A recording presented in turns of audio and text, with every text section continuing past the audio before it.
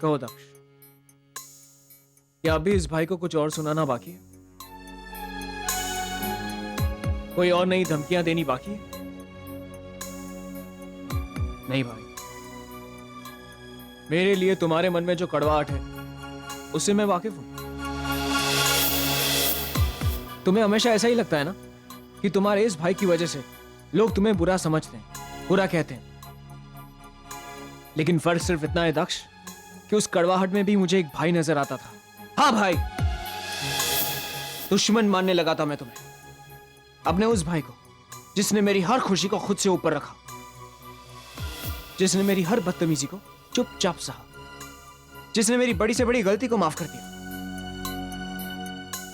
मैं जानता हूं ये सब, इसलिए तो आया हूं मैं आपके पास माफी मांगने के लिए। मैं आपकी और पलक की जिंदगी से दूर चला जाऊंगा। मैं आपकी और पलक की जिंदगी के बीच कभी नहीं आऊंगा, क्योंकि मैं आपको और पलक को खुश देखना चाहता हूं, एक साथ देखना चाहता हूं।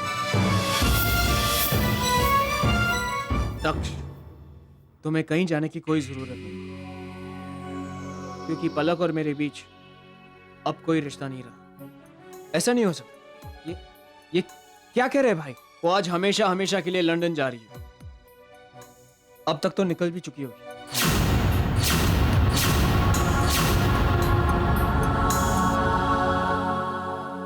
कितने बजे की फ्लाइट है? 1 घंटे बाद। अब सब कुछ खत्म हो चुका है। आप पलक को अपनी जिंदगी मानते हो या नहीं? अगर तुम पलक को अपनी जिंदगी मानते हो तो फिर उसे एयरपोर्ट से वापस लाना होगा। अब कोई फायदा नहीं। आपको मेरी बात पर विश्वास नहीं आ रहा ना? आपको यकीन नहीं हो रहा ना कि आपका भाई बदल चुका है? आपको ऐसा ही लग रहा है ना कि मैं आपकी और पलक की खुशी में वापस आ जाऊंगा? अगर ऐसी बात है तो फिर इस गुनाह के एहसास के साथ मुझे जीने का भी कोई हक नहीं। मेरी मौत के बाद आपको यह यकीन हो जाएगा कि पलक को दक्ष जैसे इंसान से अब कोई खतरा नहीं है।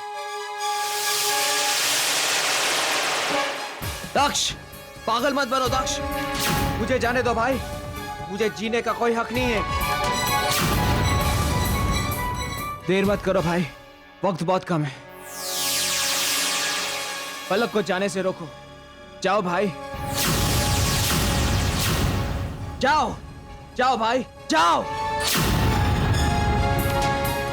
मेरी वजह से तुम दोनों अलग हुए हो, अब मैं ही तुम दोनों को एक करूंगा। Excuse me.